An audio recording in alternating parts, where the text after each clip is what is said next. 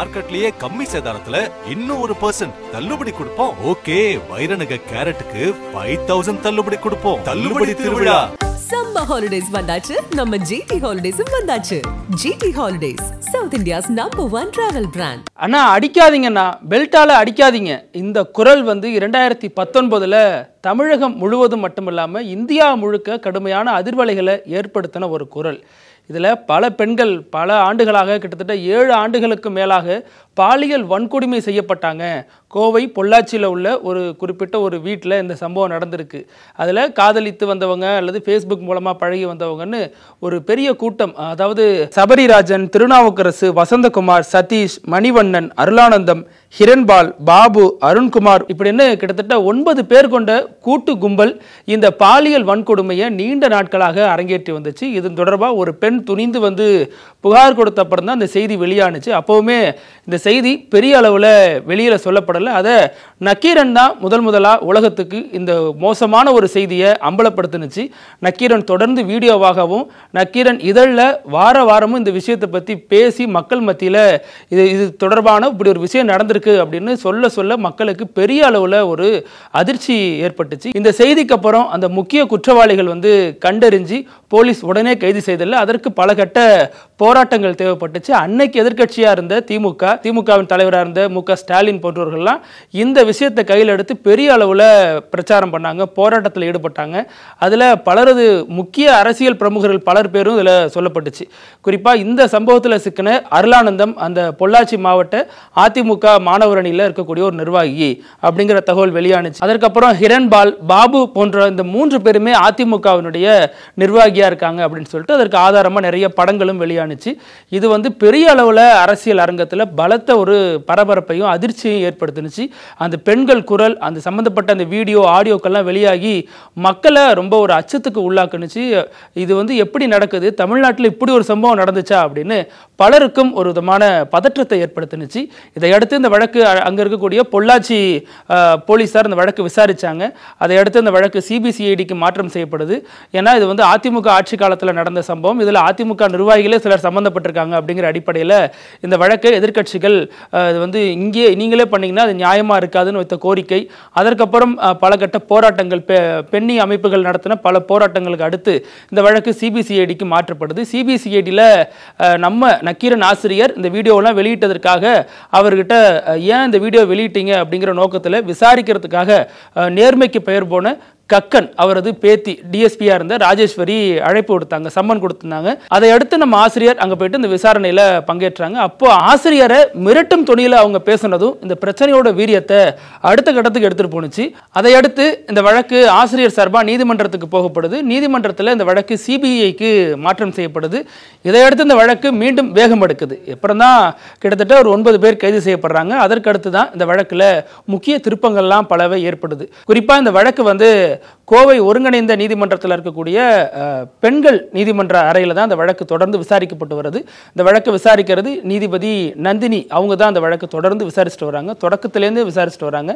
இதில் பல சாட்சிகள், குறிப்பாக இந்த வழக்கில் சிக்கனதில் இருக்கக்கூடிய 8 பெண்கள் தனி அறையில், மூடப்பட்ட அறையில் நீதிபதி முன்னாடி இந்த வழக்கில் சாட்சியம் சொல்லியிருக்காங்க. அதே மாதிரி குற்றவாளிகள் கைது செய்யப்பட்டு சேலம் மத்திய சிறையில் அடைக்கப்பட்டவங்கலாம் கோவைக்கு அழைத்து வரப்பட்டு கடந்த ஏப்ரல் மாதம் விசாரணை நடத்தப்பட்டுச்சு. அவங்கள்ட்ட 50க்கும் மேற்பட்ட கேள்விகள்லாம் கேட்டு நீதிபதி விசாரணை பண்ணாங்க.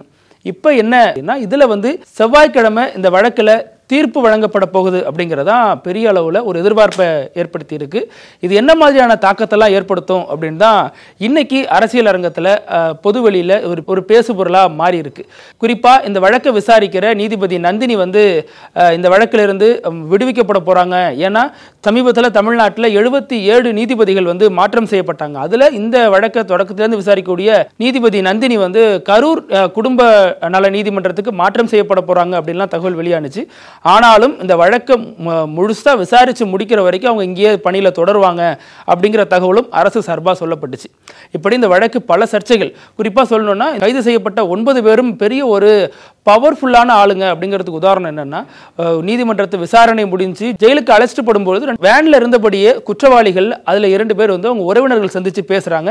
அதற்கு காவலர்களும் அனுமதி கொடுத்தாங்க அப்படிங்கிறது புகைப்படமா வெளியாகி பெரிய அளவுல சர்ச்சை ஆயிடுச்சு. இதையடுத்து அங்க அந்த காவலர்கள் கிட்டத்தட்ட 9 பேரையும் அதிரடியா சஸ்பெண்ட் பண்றாங்க. அதையடுத்து இன்னொரு அதிர்ச்சி என்ன அப்படின்னா, இந்த வழக்கை விசாரிச்ச கோவை எஸ்பியா இருந்த பாண்டிராஜன் தொடக்க காலத்துல அவர் வந்து பிரஸ் மீட் ஒன்று வைக்கிறாரு. அதுல வந்து பாதிக்கப்பட்ட பெண்ணுடைய பேரையே சொல்றாரு. ஒரு மீடியாவில் இருக்கக்கூடியவங்களே அந்த பேரெல்லாம் சொல்ல மாட்டாங்க, ரொம்ப சென்சிட்டிவான ஒரு விஷயம். அதுல ஒரு எஸ்பியா இருக்கக்கூடிய அந்த பொறுப்புல இருக்கக்கூடிய அந்த வழக்கை விசாரிக்கக்கூடிய ஒரு நபர் வந்து பாதிக்கப்பட்ட பெண்ணை பொது வழியில இப்படி சொல்றாரு அப்படின்னா அது வந்து மிரட்டும் துணிதான். அடுத்து இந்த வழக்கில் பாதிக்கப்பட்ட யாரும் வரக்கூடாது அப்படிங்கிற நோக்கத்துல தான் இதை அப்படி சொல்றாரு அப்படின்னு கடுமையான சர்ச்சைகள் கிளம்பினுச்சு, கடுமையான கண்டன குரல்களும் ஒழிச்சிச்சு. இதையடுத்து அதிமுக ஆட்சி காலத்திலேயே அந்த எஸ்பி பாண்டியராஜன், அப்புறம் டிஎஸ்பி, அதற்கடுத்து இன்ஸ்பெக்டர்னு கூண்டோட இவங்கெல்லாம் டிரான்ஸ்ஃபர் பண்ணப்பட்டாங்க. இந்த வழக்கு இப்படி பல திருப்பு முனைகளை சந்திச்சு வந்திருக்கு. இதில் பாதிக்கப்பட்ட பெண்களுக்கு நீதி கிடைக்குமா அப்படிங்கிறது தான் பலருக்கும் இருந்த கேள்வியா இருந்துச்சு. தொடர்பாக தான் பல ஆண்டுகளாக இந்த வழக்கு இழுத்துக்கிட்டே வந்துச்சு. அதையடுத்து ஒரு 2-3 மாதங்களுக்கு முன்னாடி நீதிமன்றம் வந்து ஒரு அதிரடி உத்தரவை பிறப்பிச்சிச்சு, சென்னை ஹைகோர்ட். அவங்க என்ன சொல்றாங்க அப்படின்னா, இந்த வழக்கு இன்னும் 2 மாசத்துல விசாரிச்சு உரிய தீர்ப்பு கொடுக்கணும் அப்படின்னு ஒரு தீர்ப்பு வந்ததுக்கு அப்புறம் கோவை மாவட்ட நீதிமன்றம் இந்த வழக்கை ரொம்ப துரித கதியில் விசாரிக்குது. அதை அடுத்து தான் இந்த பரபரப்பான நகர்வுகள்லாம் வந்துச்சு. இதுல இந்த அருளானந்தம் அப்படிங்கிற நபர் வந்து குறுகிய காலத்திலேயே அரசியலில் பெரிய வளர்ச்சியை சந்திச்சவர். அப்போதைக்கு இருந்த பல முக்கிய அதிமுக அமைச்சர்கள் கூட நெருக்கமா இருந்தவர்னு பல புகைப்படங்கள்லாம் வெளியானுச்சு. அதுல பொறுத்த வரைக்கும் அந்த நபர் வந்து ரொம்ப சக்தி வாய்ந்த ஒரு நபராக இருந்தார். அவருடைய நண்பர்கள்லாம் அதில் ஈடுபட்டிருக்காங்க அப்படின்லாம் பேச்சு அடிபட்டுச்சு. அதை அடுத்து இந்த வழக்கில் சம்பந்தப்பட்ட பாதிக்கப்பட்ட மாணவி ஒருத்தரோட சகோதரரை இவர்களோட நெருங்கிய கூட்டாளியா இருக்கக்கூடிய நபர் ஒருவர் அடித்து காயப்படுத்துறாரு. அது வந்து பெரிய அளவில் பேசு பொருளா மாறிடுச்சு. அவர் யாருன்னா பார் நாகராஜ். இவரோட தொடர்புல இருக்கிற நபர். அவர் வந்து டாஸ்மாக் பார்லாம் எடுத்து லீஸுக்கு எடுத்து செய்யக்கூடியவர். அதனால பேரே பார் நாகராஜ் அப்படின்னு வந்துச்சு. அவரும் அதிமுக நிர்வாகி அப்படிங்கிறது தான் கூடுதல் தகவலாக இருந்துச்சு. இதையடுத்து அருளானந்தம், பார் நாகராஜ் போன்ற அதிமுக நிர்வாகிகள் எல்லாருமே அடிப்படை உறுப்பினர்கள் உள்ளிட்ட அனைத்து பொறுப்புகள் இருந்தும் அப்போதைக்கு எடப்பாடி, ஓ பன்னீர்செல்வம் 2 பேரும் கையெழுத்திட்டு நீக்கப்பட்டதாக அறிக்கை வெளியானுச்சு. இது வந்து பெரிய ஒரு சிக்கல் அதிமுகவுக்கு ஏற்படுத்தினுச்சு. தேர்தல் சமயங்களில் கூட அப்போதைக்கு துணை சபாநாயகராக இருந்த பொள்ளாச்சி ஜெயராமனை இதனுடன் தொடர்பு படுத்தி, அவரது மகனை அதோட தொடர்பு படுத்தி திமுக தலைவர்கள் பலரும் பேசிட்டு வந்தாங்க. குறிப்பா முதல்வர் மு க ஸ்டாலின் இது பெரிய அரசியலா, பெரிய ஒரு பிரச்சாரமா முன்னெடுத்தாரு. இதற்கு எதிராக பொள்ளாச்சி ஜெயராமன் நீதிமன்றத்தை நாடினாரு. அதை அடுத்து இந்த 2021 தேர்தல் பிரச்சாரத்தில் நீங்க பொள்ளாச்சி வழக்கை பயன்படுத்தக்கூடாது, பொள்ளாச்சி வழக்கை பேசக்கூடாது அப்படின்னு நீதிமன்றமே தீர்ப்பு கொடுத்த சம்பவங்கள்லாம் கடந்த காலத்தில் அரங்கேறி இருந்துச்சு. இந்த நேரத்தில் தான் நாளைக்கு இந்த வழக்கில் தீர்ப்பு வழங்கப்பட போறாங்க. நாளைக்கு காலையோ அல்லது மதியானமோ இந்த வழக்கில் தீர்ப்பு வெளியாகும் அப்படின்னு சொல்லப்படுது. அந்த தீர்ப்பு பெண்களுடைய இளம் பெண்களுடைய ரத்தத்தை ஓனாயா குடிச்ச இந்த கொடூர கும்பலுக்கு ஒரு மறக்க முடியாத ஒரு தீர்ப்பா அமையுமா அப்படின்னு பலரும் எதிர்பார்க்கிறாங்க. அதே நேரம் கண்டிப்பா இந்த தீர்ப்பு பாதிக்கப்பட்ட பெண்களுக்கு ஒரு நீதியை கொடுக்கும் அப்படின்னும் கோவை மக்கள் மத்தியில் ஒரு நம்பிக்கையை ஏற்படுத்தி இருக்கு. பொறுத்திருந்து பார்க்கலாம் நாளைக்கு என்ன நடக்கும், என்ன மாதிரியான தீர்ப்பு வரும் அப்படிங்கிறதோட மீண்டும் உங்களை சந்திக்கலாம். நன்றி, வணக்கம். நக்கீரன் டிவிக்கு சப்ஸ்கிரைப் செய்யுங்கள். உங்கள் ஆதரவே எங்கள் பலம். ஆசிரியர்களுக்கு நண்பனாகவும் மாணவர்களுக்கு ஆசானாகவும் திகழும் தேர்வு வழிகாட்டி.